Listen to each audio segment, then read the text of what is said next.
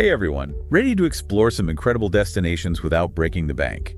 We're diving deep into budget travel for 2025. And I have to say, even I was shocked at how affordable some of these places are. Right.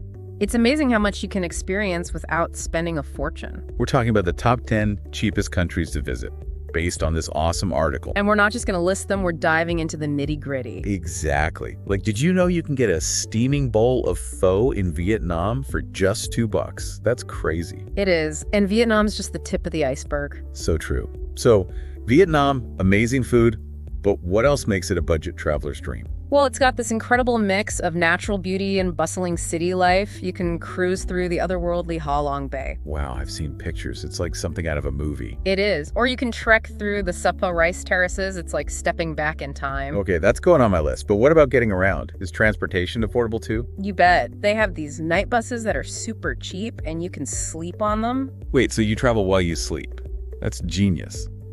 But wouldn't you be totally exhausted the next day?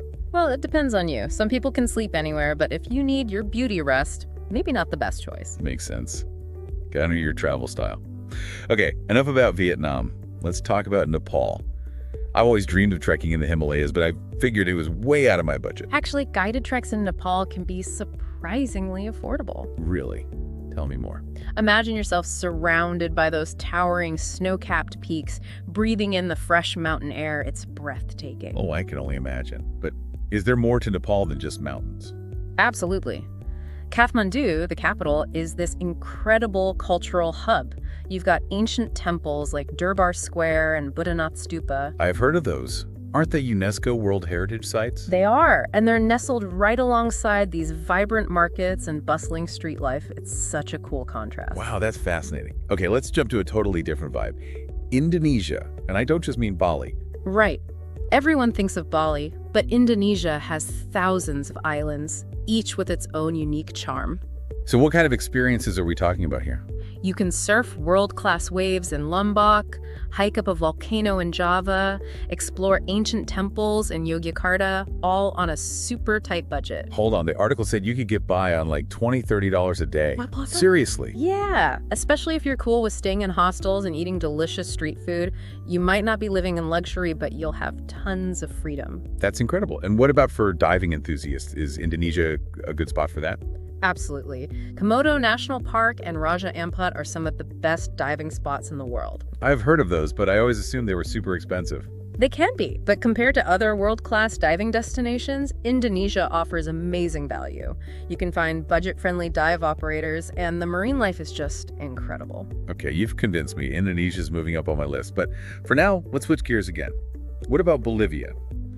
I've always been fascinated by the Salar de Uyuni salt flats. Oh, they're unreal. Imagine a vast white expanse, stretching as far as you can see, reflecting the sky like a mirror. It's like stepping into another dimension. Wow, that sounds surreal.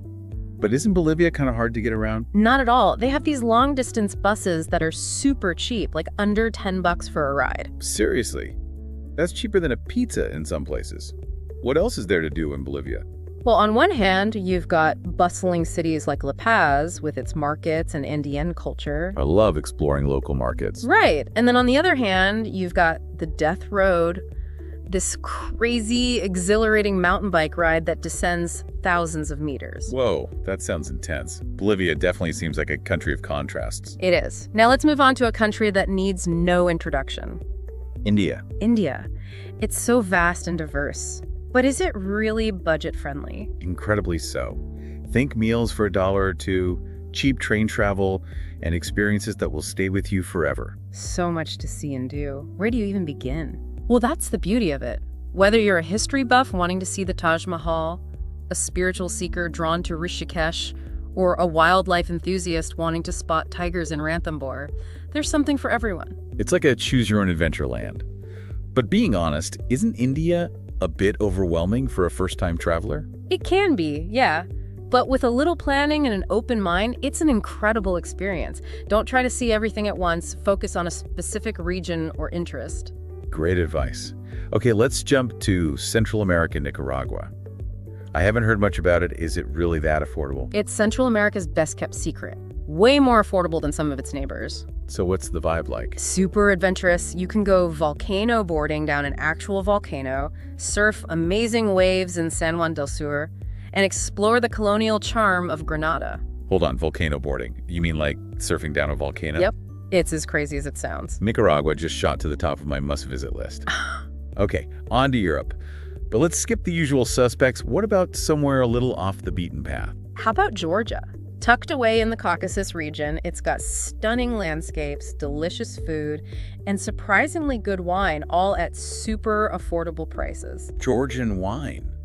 I'm intrigued. Tell me more. It's one of the oldest wine regions in the world. They use these traditional clay vessels buried underground. It's fascinating. Okay, I need to try this wine. And I read something about kinkali dumplings, too. Oh, kinkali. They're these amazing little savory dumplings. You can get them for like $1 each. $1. Plus cheap wine.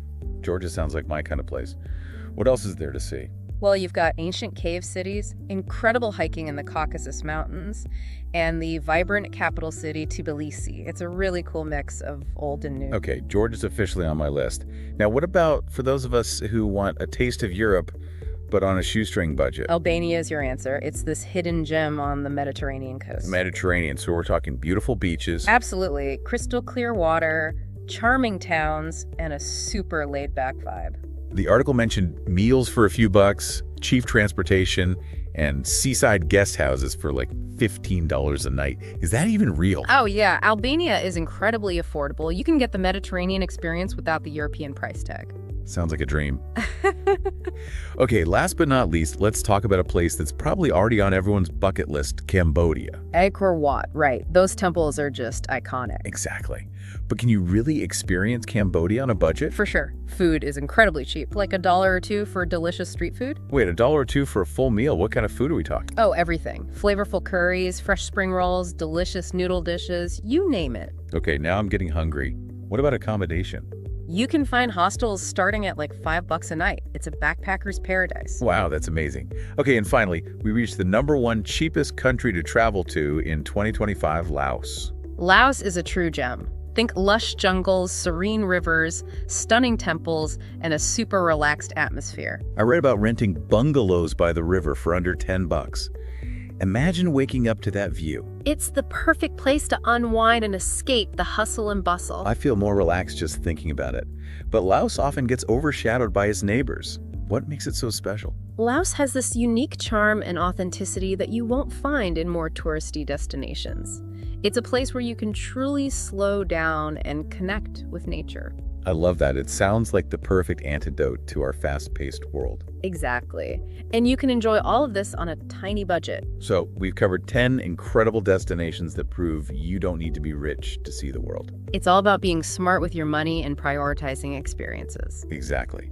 And remember, this is just the start. Stay tuned because in our next segment, we're diving even deeper into the world of budget travel, sharing practical tips, tricks, and strategies for making the most of your adventures. Get ready to unlock the secrets of affordable travel and discover a world of possibilities. Okay, so we've uncovered some seriously amazing budget-friendly destinations. And we've only just scratched the surface. There's so much more to explore. Right. Like imagine combining a few of these places into one epic trip.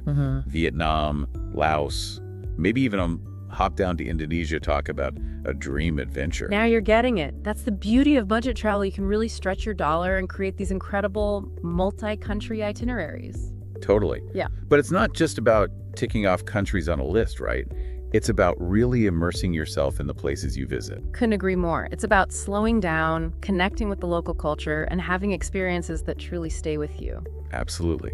Like, remember we talked about haggling for spices in a Moroccan souk, or learning a few phrases in Nepali from a shopkeeper in Kathmandu? Those are the moments that make a trip special. Exactly. It's about getting out of your comfort zone and embracing the unexpected. That's where the real magic happens. And speaking of embracing the unexpected, I've been hearing a lot about this slow travel trend. Is that something you'd recommend for budget travelers? Absolutely. Slow travel is all about really immersing yourself in a place, taking your time, and savoring the little moments. It's the perfect complement to budget travel because it encourages you to stay longer in one place. So instead of rushing from one site to the next, You're really taking the time to absorb the atmosphere, the culture, the people. Precisely. And when you slow down, you often find that you spend less money because you're not constantly on the move, paying for transportation and rushing from one tourist attraction to another. That makes sense. Plus, you have more time to discover those hidden gems, the local hangouts, the off-the-beaten-path experiences that truly make a trip unique. Right. You might stumble upon a family-run restaurant with the most amazing food or discover a secluded beach that's not even on the map. I love that. So how do we put this slow travel philosophy into practice? Any tips for planning a budget-friendly, slow travel itinerary? Well, first and foremost, be flexible with your dates. Traveling during shoulder seasons can save you a ton of money on flights and accommodation. That's true. I always try to avoid peak season if possible. The crowds are smaller and the prices are way more reasonable. Exactly.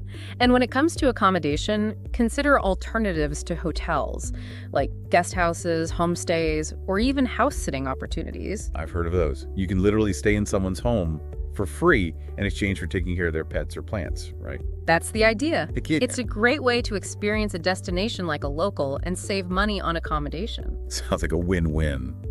But even if you're staying in a hostel or a guest house, you can still embrace the slow travel philosophy. Absolutely. It's about choosing a base and exploring that area thoroughly, rather than trying to cram in as much as possible. So for example, instead of spending 2 nights in 5 different cities, you might spend 10 nights in one city and really get to know it. Exactly. You'll have more time to connect with locals, discover hidden gems, and really soak up the atmosphere. Okay, so we've talked about flexibility, alternative accommodation options, and embracing a slower pace. What other practical tips do you have for maximizing our budget while traveling? Well, one of my favorites is to take advantage of free activities and attractions.